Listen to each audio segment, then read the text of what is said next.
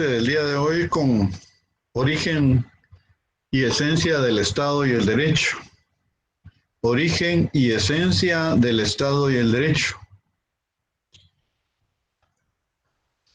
El derecho y el Estado puede ser estudiado, analizado, investigado desde dos puntos de vista, de acuerdo con la filosofía, ya sea con la concepción idealista o con la concepción materialista. El día de hoy lo vamos a analizar desde el punto de vista de la concepción idealista. La concepción idealista dice en forma general que las ideas, la conciencia, el espíritu es primero y producto de ello es la materia. En sentido contrario, la concepción materialista dice que la materia es primero y producto de la evolución de la materia está la conciencia, el espíritu, el conocimiento, las ideas. Entonces, el día de hoy vamos a estudiar el derecho desde el punto de vista de la concepción idealista. Y la concepción idealista se basa fundamentalmente en el estudio del derecho natural. El derecho natural no es más que el conjunto de dogmas y de principios que rigen la sociedad en la búsqueda del bien común y fundamentalmente de la justicia. Conjunto de dogmas y principios que rigen la sociedad en la búsqueda del bien común y fundamentalmente de la justicia.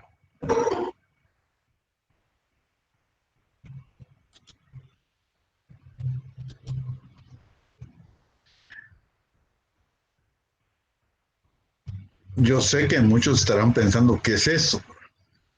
Pero ¿por qué? No sabemos qué son dogmas, qué son principios. ¿Alguien sabe? Yo estoy seguro que alguno de los presentes pues sabe qué es un dogma.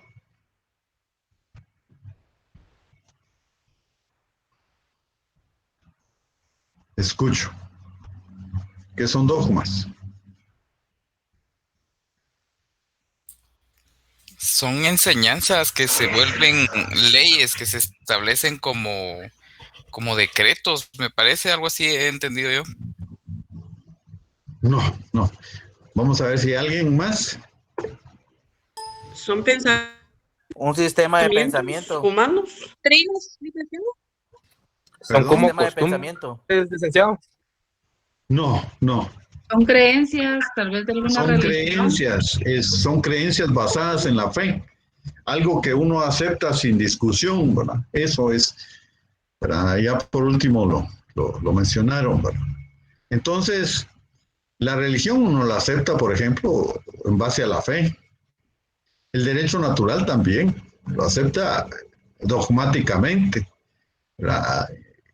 Les pongo el ejemplo del campesino que está allá en una lejana montaña en Cobán, en Quiché, que respeta la vida de los demás, que respeta la propiedad de los demás, que respeta a la mujer de su prójimo. Pero él no conoce la constitución política de la República. Él no conoce el Código Civil, no conoce el Código Penal, no sabe que es un delito. Jamás ha conocido la universidad, ¿verdad? A veces ni la capital conocen los campesinos. Pero saben bien que debe de respetar la propiedad ajena, sabe bien que debe respetar al prójimo. Eso es derecho natural, ¿verdad? Aunque él no vaya a la iglesia católica, no vaya a la iglesia evangélica, pero él, sin ser católico, sin ser evangélico, también conoce el derecho natural. Y muchos así, hay quienes pues son católicos o son evangélicos y también conocen el derecho natural.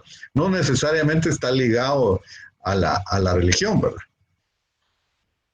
Pero el derecho natural es un dogma, lo acepta uno dogmáticamente, son principios y dogmas, ¿verdad? Por eso se le define como el conjunto de dogmas y principios que rigen la sociedad en la búsqueda del bien común y fundamentalmente de la justicia, porque ¿qué persigue el derecho natural? La justicia. Si uno conoce el derecho natural va a ser justo. Y muy bien doctores en derecho y no respetan el sistema de justicia en Guatemala. ¿Por qué? Porque una persona que conoce el derecho natural dogmáticamente, él sí respeta el sistema de justicia. Y muy docto, muy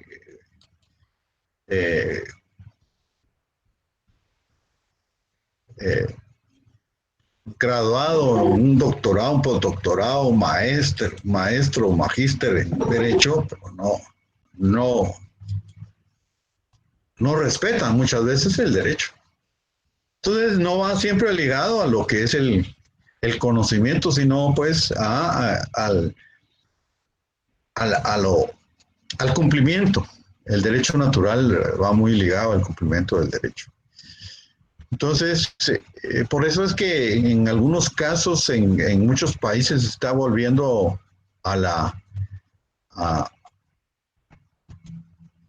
se está volviendo actual el conocimiento del derecho natural. Es decir, el derecho natural en México, por ejemplo, hace algunos años estuve en la Autónoma de México estudiando en un seminario de derecho y nos dio clases un doctor en derecho natural. Era postdoctor, había estudiado más allá del doctorado. Entonces, no necesariamente son doctores, puede ir más allá del doctorado. En derecho natural, imagínense ustedes. Él es sumamente especializado en lo que era el derecho natural. ¿Pero qué es esto? El derecho natural es ese conjunto de dogmas y principios ideales, ¿verdad?, que rigen la sociedad en la búsqueda del bien común, pero fundamentalmente de la justicia. Y se basa en 3 principios fundamentales, que son la universalidad, la cognoscibilidad y la inmutabilidad. Cognoscibilidad, universalidad e inmutabilidad. ¿Qué es la universalidad? Universalidad es cuando se aplica en todo lugar, cuando es el mismo en todo lugar. El derecho natural en China, en África, en Asia, en América del Sur, en América del Norte, en Groenlandia, en donde sea, va a ser el mismo. El respeto a la vida es el mismo. El respeto a la propiedad es el mismo.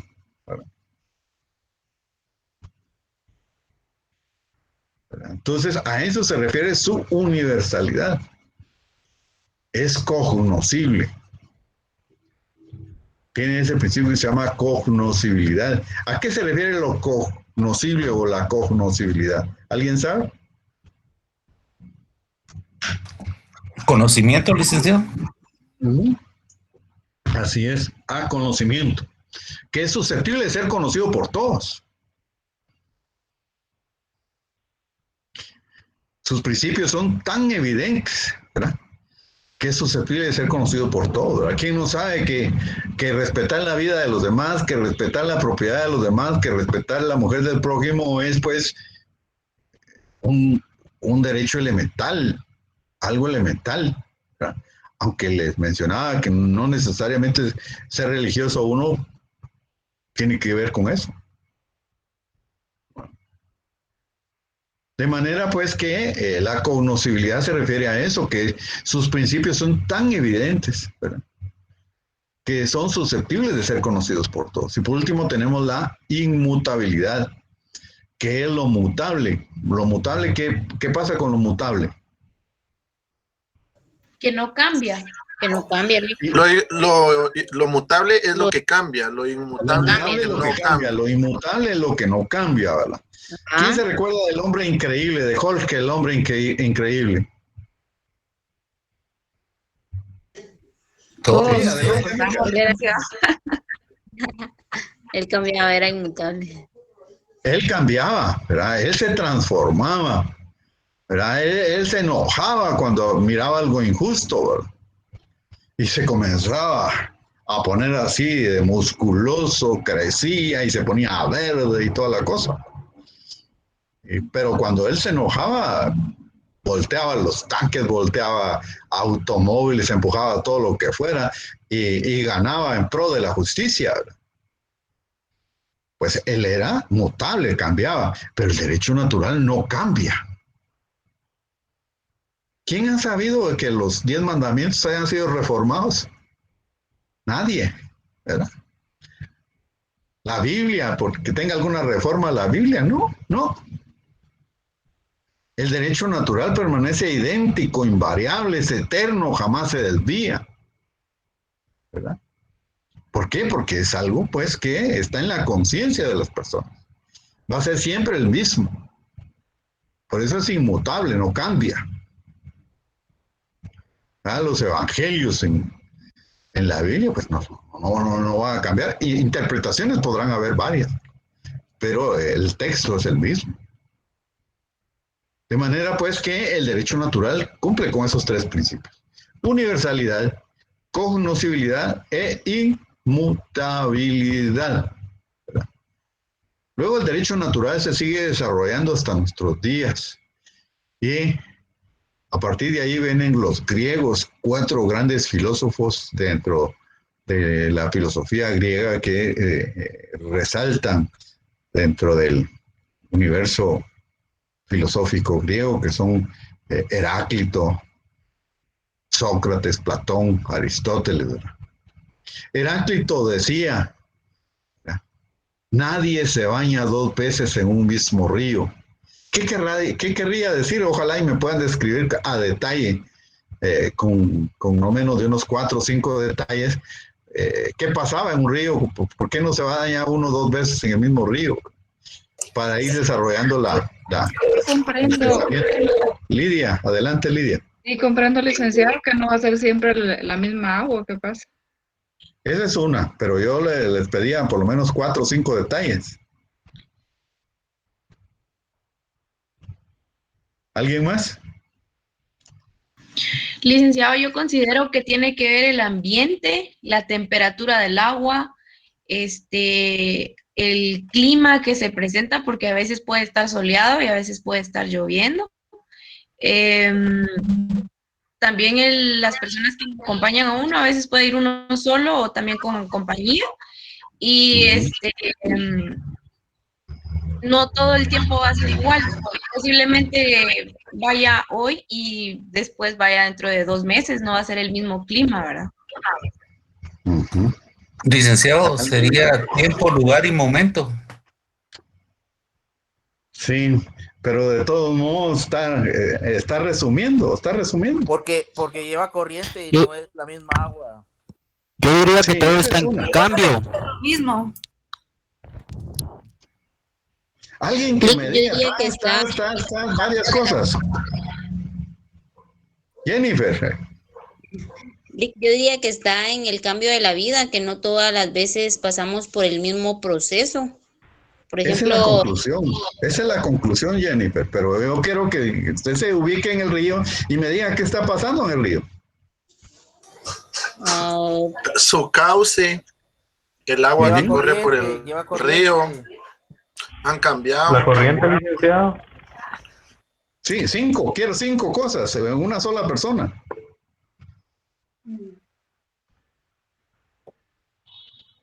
Cinco situaciones. Mínimo. No pueden haber más. O hay más, pues.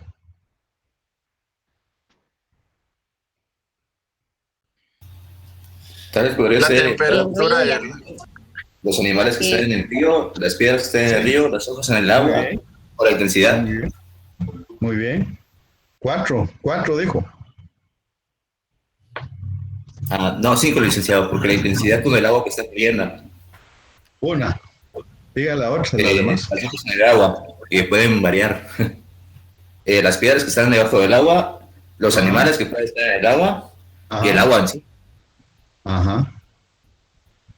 Miren, les voy a hacer el pequeño ejercicio yo, porque solo Pedro se acercó bastante. Miren, pues están en el río, están contemplando la poza de agua. El agua está bien cristalina. Tiran una piedra al agua y comienzan a hacerse ondas. Abajo hay unos pececitos que están nadando de un lado a otro. También hay un cangrejo que se está moviendo de un lado a otro. Hay un camarón que también. El agua comienza a tornarse turbia porque arriba en la montaña está lloviendo. Está aumentando su caudal. Los pajarillos están cantando, ¿verdad? Porque va a llover también. Ya viene el agua de la montaña, ya está lloviendo. Hay hojas que están pasando también por la poza. Hay restos de árboles, no solo hojas, no que ramitas de árboles. El caudal está aumentando completamente, ¿verdad? Las personas que me acompañan, pues ya comienzan a ir y el río pues está quedando solo, ¿verdad? Entonces, en este momento les acabo de decir como 8 situaciones. ¿Por qué estoy haciendo esto? Por hacerlos pensar, pues, para ubicarse. No van a decir, es que mi defendido es inocente porque sí, nada más, o porque él no estaba ahí, nada más. Fíjense que estaba en tal ciudad, háganle la prueba del ADN, háganle la prueba que no tiene pólvora en la mano, por ejemplo. No sé cómo se llama, atómica, se llama eso. Sí, entonces,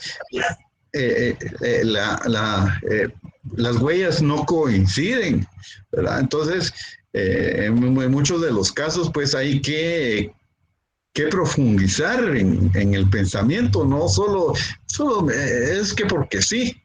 En las introducciones de los trabajos ponen, es que me costó demasiado este trabajo y no pasaron de ahí en la introducción. Entonces, tenemos que, en derecho no hay números, pero tenemos que desarrollar el pensamiento. Y el pensamiento crítico, el pensamiento pues detallado. No es que yo en este momento pues lo voy a examinar y le voy a poner un test psicológico no, jóvenes, es solo para que se preocupen ustedes, pues para que en adelante, pues no solo hagamos gimnasia física, sino también mental. Tratemos de pensar, de reflexionar, de razonar. Muchas veces tratamos que el profe, dicen en la secundaria, nos dé los cuestionarios y aprendernos de memoria. No, aquí la memoria es importante, pero no es tan importante como el razonamiento. ¿De qué nos vamos a ganar la vida nosotros como abogados? De la interpretación del derecho, nada de memoria. Interpretar el derecho. Esa es la principal función del abogado, es interpretar el derecho. No es de memorizar los códigos. No, señores, si leyes del Congreso de la República hay más de 100,000 leyes. Imagínense, algún abogado que se aprenda por lo menos los títulos de las leyes.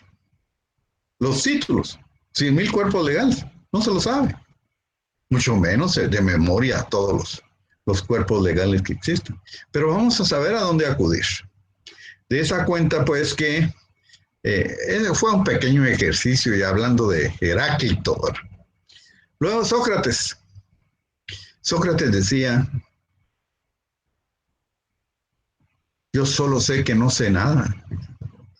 El sabio más grande de la época decía que no sabía nada. El más grande sabio de la época. Porque entre más estudiaba, más campos del conocimiento se abrían y no los conocía. Pero si nosotros decimos que lo sabemos todos, estamos muy equivocados, ¿verdad? Es señas que eso demuestra pues que sabemos muy poco, porque sabemos todo en nuestro pensamiento, en nuestro pequeño universo. Nos cerramos tanto pues que pensamos que ya lo sabemos todo. Por eso es que cuando un profesor dice que lo sabe todo, está muy equivocado. Muy equivocado. Nosotros tenemos nociones de algo, no de todo. Así, licenciado, así como ¿sí? Cuando se aprende de todos y todos los días se aprende algo nuevo. Exactamente. ¿Por qué los médicos? ¿Por qué nosotros los abogados nos tenemos que especializar, verdad? Porque es más fácil conocer un segmento del conocimiento que conocer absolutamente de todo. Entonces, eso sucede con los médicos.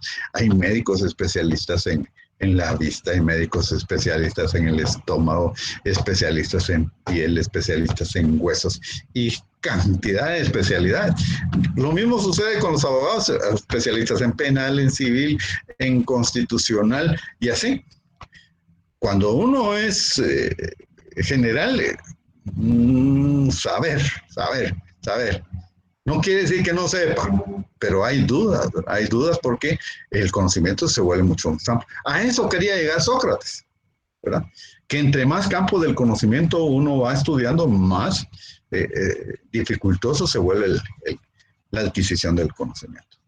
Y la otra grande frase de Sócrates es: conócete a ti mismo. Si uno no se conoce a sí mismo, pues es muy difícil conocer a los demás. Primero se tiene que conocer uno a uno mismo para poder conocer a los demás y procesar el conocimiento fundamentalmente. Sócrates, pues, utilizaba la mayéutica, algo primitivo de lo que yo estaba haciendo, algo tosco, algo vulgar de lo que yo estaba haciendo con la cuestión del río, ¿verdad? Estaba haciendo pensar, ¿no?, con la mayéutica. Método socrático. Pero esto va a ser objeto del curso de filosofía. Usted tiene un curso de filosofía al principio del año, al principio del primer semestre, del primer año, y al final de la carrera tienen un curso de filosofía del derecho, ya con elementos ya que van a poder profundizar un poco más en el campo del derecho. Pero eso es, pues, con la filosofía. Grecia fue profunda, fue grande en el conocimiento de la filosofía. En el Oriente, su conocimiento de la espiritualidad, de la religión, fue grande, y Roma, vamos a ver que adelante, pues, fue excelsa, fue profunda en el conocimiento del derecho. De esa cuenta, pues, están Sócrates, Platón, que estudió las ideas, los ensigli, el conocimiento, la percepción de los sentidos para llegar al conocimiento de las ideas. Y luego tenemos a Aristóteles, que mencionaba, pues, que nadie puede vivir fuera de una sociedad sin ser una bestia o un dios. Es el padre de la política, es el creador de obras, pues, como la República, y muchos fundamentos de lo que hoy conocemos también como principios del derecho. Esos son los 4 grandes filósofos que podríamos mencionar a grandes rasgos en la filosofía griega, ¿verdad? Heráclito, Platón, Sócrates y Aristóteles. Luego tenemos como corriente filosófica los estoicos y los epicúreos. Los estoicos, ellos trataban, pues, o buscaron con interés la consecución de la felicidad para ellos, como la supresión de las necesidades materiales para obtener el conocimiento. Los estoicos buscaron con interés la consecución de la felicidad. Para ellos, pues, la supresión de los placeres y necesidades materiales, para la obtención, lógicamente, del conocimiento. Luego tenemos los epicúreos. Contrario a lo que ellos los estoicos manifestaban con su sacrificio de extraerse de la felicidad, el único bien para ellos, los epicúreos, era la felicidad, y no había más fundamentos de obligación que la obtención del conocimiento a través de la felicidad. En los romanos, como les mencionaba, ellos fueron profundos, estudiosos del derecho, fueron excelsos en el conocimiento del derecho.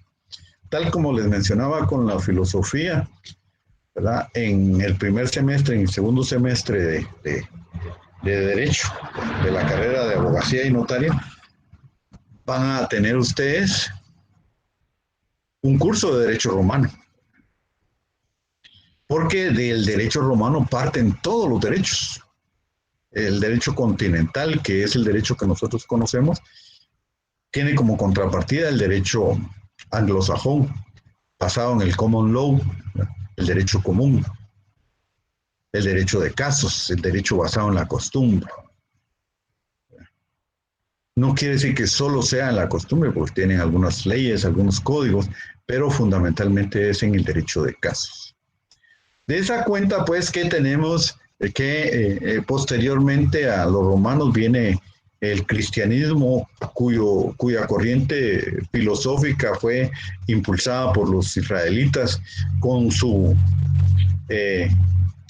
filosofía basada en el monoteísmo, ¿verdad? Porque a partir de esa fecha, pues, ya impulsan y destierran de alguna forma el politeísmo e impulsan el monoteísmo. En esa corriente se establecen dos vertientes filosóficas que son la patrística y la escolástica. La patrística fue impulsada por San Agustín y la escolástica fue impulsada por Santo Tomás de Aquino. La patrística tomaba en consideración el estudio o el conocimiento de la fe. Y la principal obra de la patrística fue la Ciudad de Dios, que contemplaba el conocimiento del Nuevo Testamento, más los 5 primeros siglos del conocimiento de la Iglesia.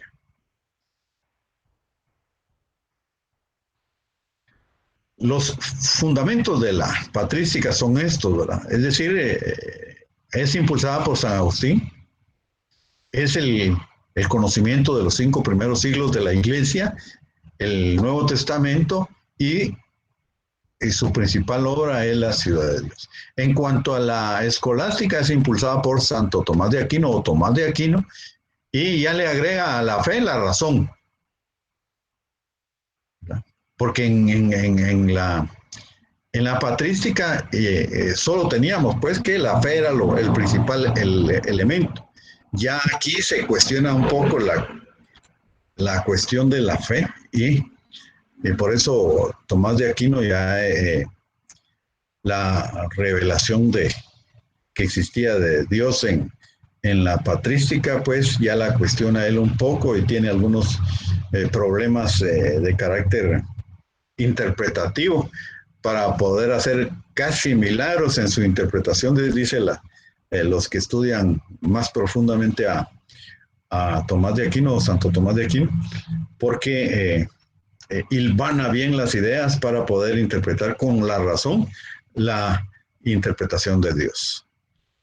Entonces ya en esta suma de ideas, la principal obra de la escolástica de Tomás de Aquino es la suma teológica, mientras que en la patrística fue la Ciudad de Dios, en la escolástica es la suma teológica.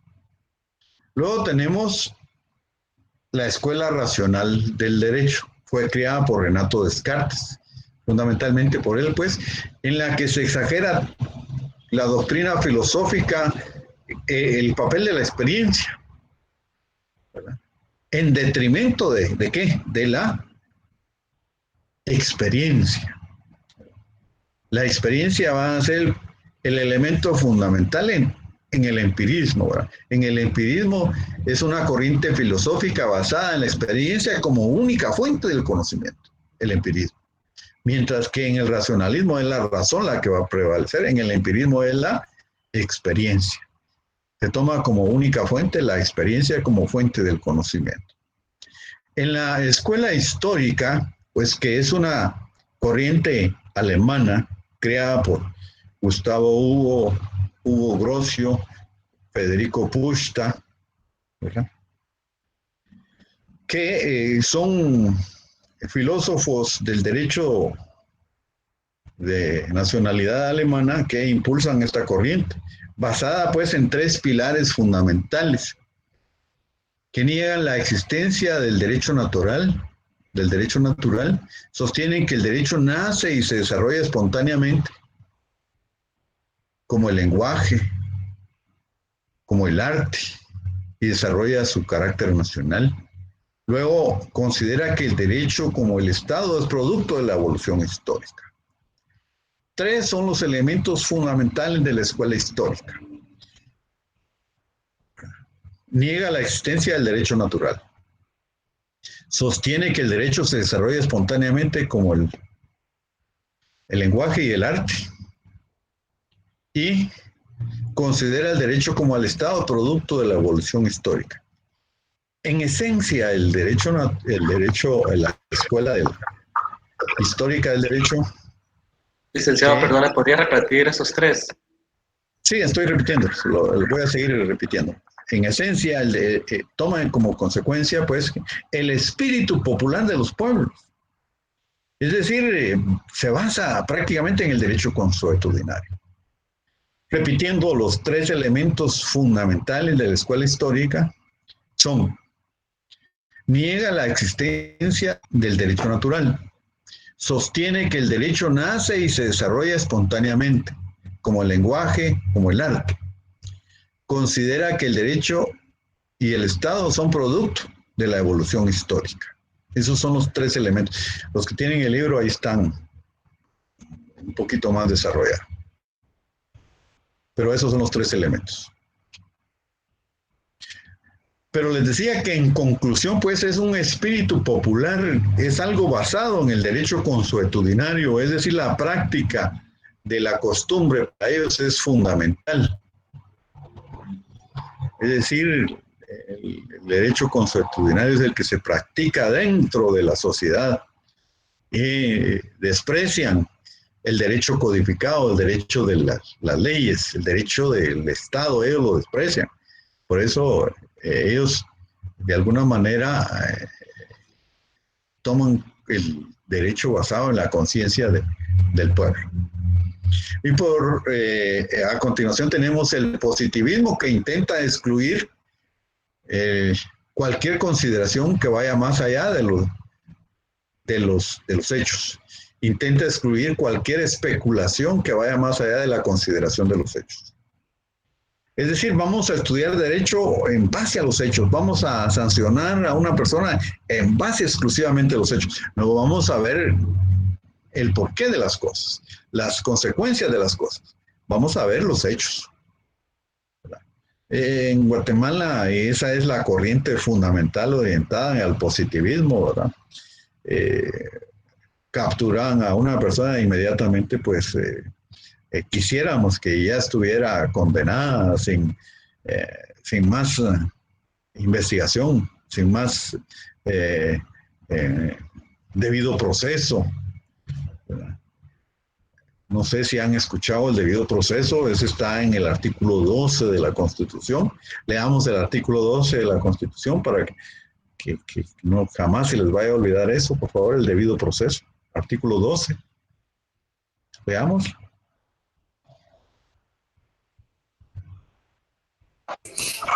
Artículo 12. El derecho de defensa. La defensa de la persona y sus derechos son inviolables.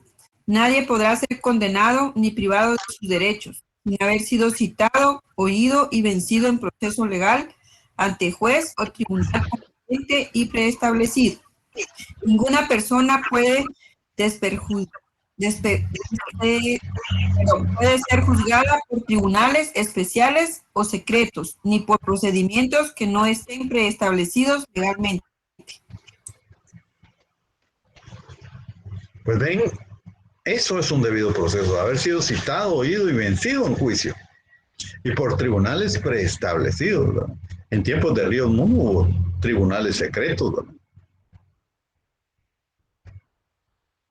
Y juicios sumarios, quiere decir que en 3-4 días sí, habían indicios de que una persona había sido la culpable de tal o cual delito, pues hasta la fusilaban en los tribunales de fuero especial. De esa cuenta, pues, tenemos una mente de carácter positivista y nosotros hasta lo celebramos, ¿verdad? Haciendo muchos de los casos hasta estudiantes de derecho y en algunos casos hasta abogados. Esa es, pues, el positivismo intenta excluir cualquier especulación que vaya más allá de la consideración de los hechos.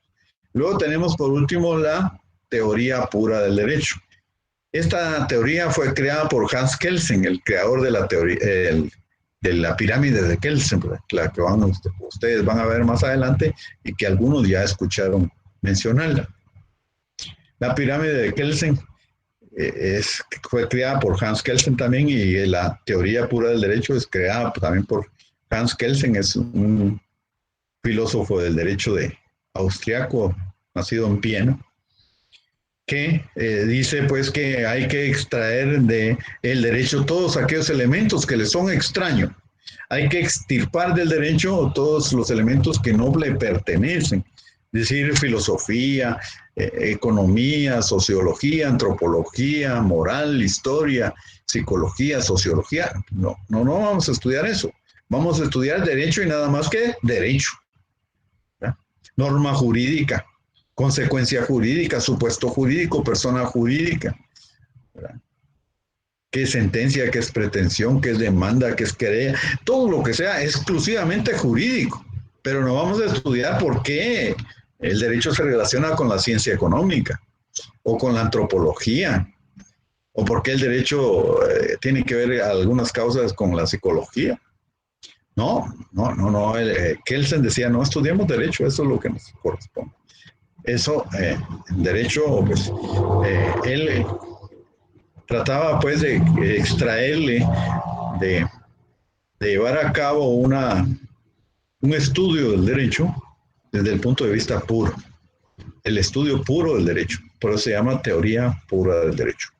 Bien, jóvenes, si tienen preguntas, participaciones, algún cuestionamiento, con mucho gusto.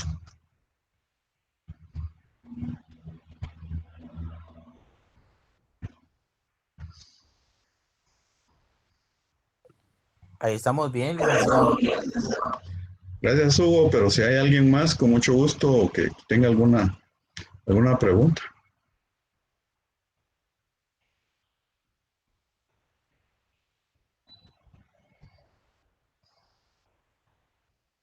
No, Lick, estamos bien, gracias. Muy bien, gracias, Lilian. Buenas noches, Mario. Yo quisiera ampliar sobre el derecho positivo. Tal vez usted me... Sí, yo le mencionaba. Yo le mencionaba. Fíjese que en el 90 nosotros recibimos un curso iba a entrar en vigencia el nuevo Código Procesal Penal que entró en vigencia en el 95-96. Vinieron connotados profesores del extranjero. Nosotros ya abogados recibimos clases con ellos para ponernos al día en las distintas, en el conocimiento del proceso oral, pero fundamentalmente en las corrientes del derecho, corrientes filosóficas.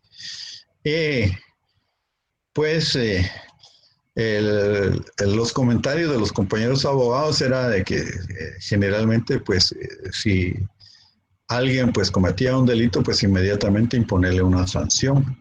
Y viene la doctora Garita, que venía, es una anécdota, que venía de Costa Rica. Ya ellos nos llevaban bastante en el conocimiento del derecho. Ya ellos en el 90 ya ellos ya tenían implementado el Código Procesal Oral. Nosotros fue en 95, 96, no me recuerdo exactamente. Que comenzamos con eso y todavía no está ni bien perfeccionado porque muchos de lo que en el proceso penal se lleva a cabo todavía no es totalmente oral. Pero imagínense, 25, 26 años de haberse implementado todavía no es totalmente oral. Entonces, le platicaba a un abogado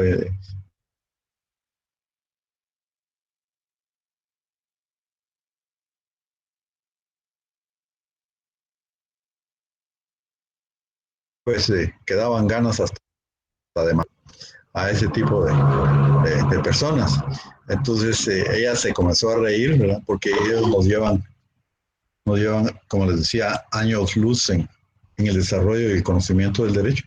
Nos dijo que éramos positivistas hasta la madre, positivistas radicales. Es decir, que considerábamos los hechos y nada más que los hechos, ¿verdad? Sin saber, pues, las consecuencias económicas de la sociedad guatemalteca. ¿Por qué hay tanto ladrón en la calle, ¿verdad? ¿Por qué hay tanta delincuencia? ¿Por qué el fenómeno de las maras, ¿verdad?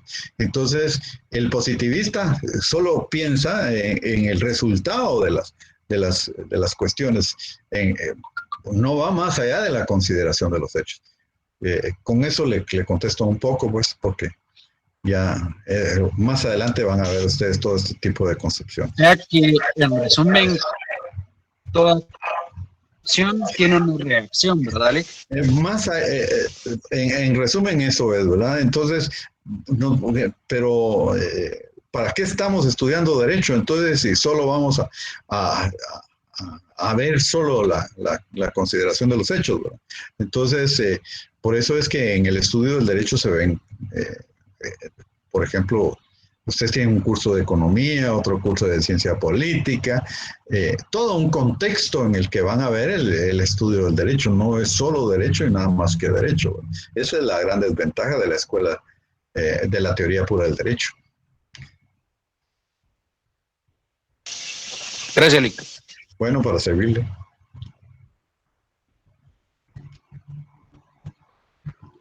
¿Alguien más? Con mucho gusto, jóvenes. O sea que la teoría pura del derecho excluye a los fenómenos sociales, porque... Todos los fenómenos sociales. Más que todo es el enfoque de las universidades privadas. Ahí va a ver usted derecho bancario, derecho mercantil, derecho penal, derecho civil, pero el área social, digamos, sociología, ciencia política, economía, filosofía, todo eso no lo ve.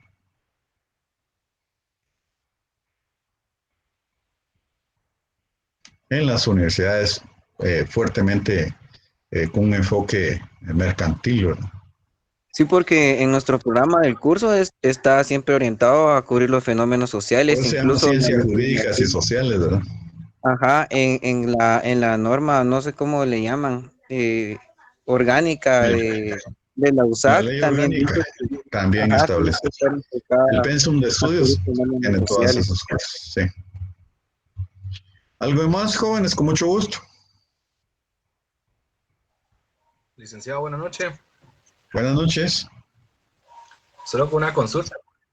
¿Usted cree que nuestro modelo ahorita de derecho penal vaya a evolucionar a que sea completamente oral?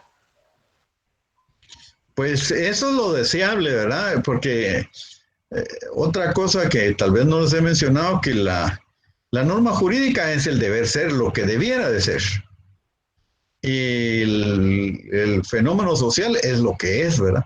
Entonces lo deseable es que fuera oral, ¿verdad? Todo fuera oral. Pero lamentablemente en un país como el nuestro, en el que prevalece mucho la corrupción y tratar de esquivar los medios correctos, pues uno quisiera que hasta volviera el sistema escrito, ¿verdad? Para dejar constancia absolutamente de todo. Mientras que en el oral, pues,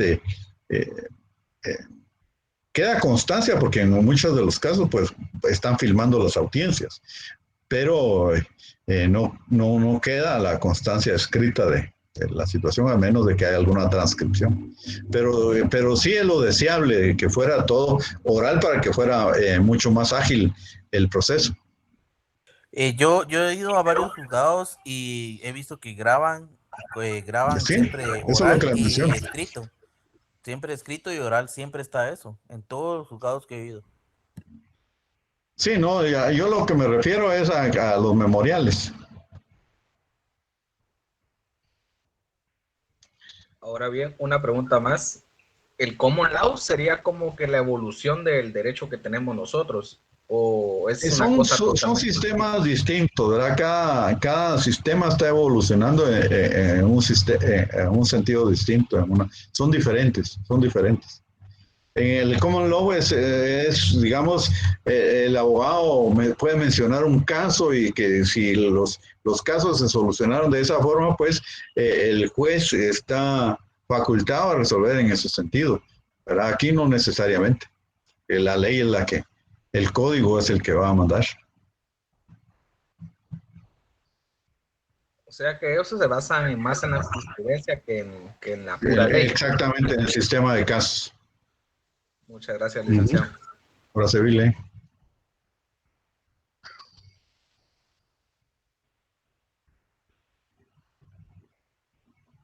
Pues bien, jóvenes, les agradezco mucho su atención. Nos vemos el próximo día de clase ya con el enfoque desde el origen del derecho, desde el punto de vista de la concepción materialista.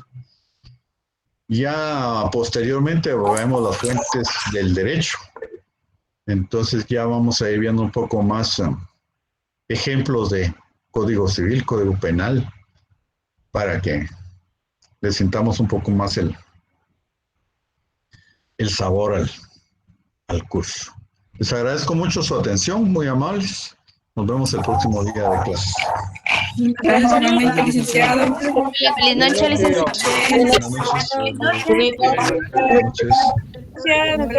Gracias. Buenas noches. Gracias, licenciado. Feliz noche. Buenas noches. Muchas gracias, licenciado. Feliz noche.